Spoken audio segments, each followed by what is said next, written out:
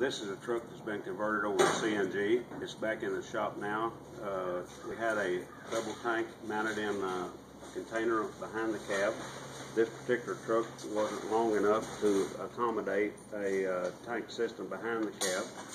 So it's here, it's been proven that it works, and we're here to install a saddle tank on the other side. The NFPA rule, which is what we do all our installations by, states that it has to have, if it doesn't have an electronic shutoff valve, that it has a quarter turn shutoff valve, and a sign's got to be pointing to it. So I'll take you from there. Right underneath the door is where it's normally located, and it's a quarter turn, turns off the gas in case there's ever an emergency. But with the tank would be on there, gas will supply to that valve, and then it'll run from there along the frame with stress loops, fasteners every 20 inches by NFPA rules, and it will come up to the off and on regulator. There's a regulator here, and it's a solenoid off and on valve. So when the key is turned on, it powers on the gas. The gas will come in the back side. The solenoid will be energized, and it will open the valve to allow gas to flow out these two lines, which is on this particular model is going to two different regulators. The regulators then allow the gas to go through which is coming out of the tank at as high as 3,600 psi down to what is 2 bars, which is be about 29 pounds of psi pressure, that will go through these lines up to your injectors on the top. Those injectors are electronically controlled and open and close in conjunction with the RPMs and the TPS, which is a throttle positioner sensor, your throttle foot feed in the truck.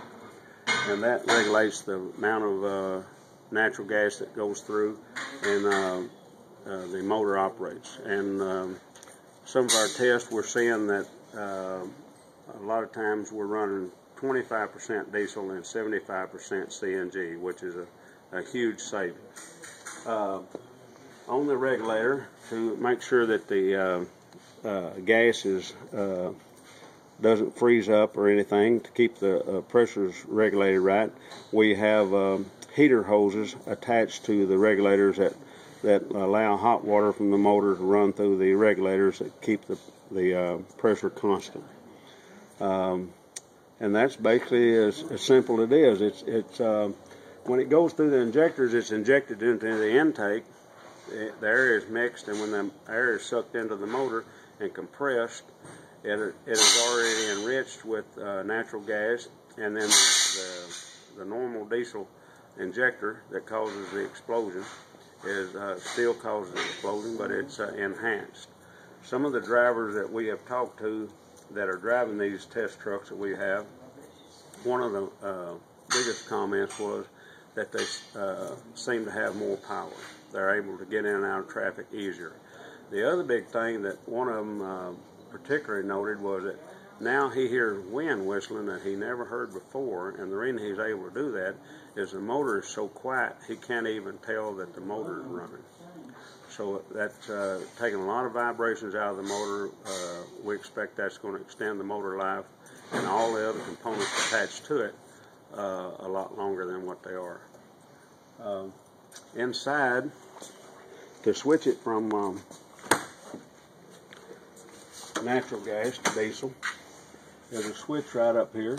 I mean natural gas to diesel and CNG, because you'll always have diesel going, but you'll have, in addition to your diesel, you'll have the CNG. There's a switch here that's got lights on the top that tells you how much fuel is in your tanks, and you just switch that switch off and on to energize your solenoid valve that allows it to go to natural gas. And it's all controlled by an ECU that's mounted up under the dash. And I guess that's all I know.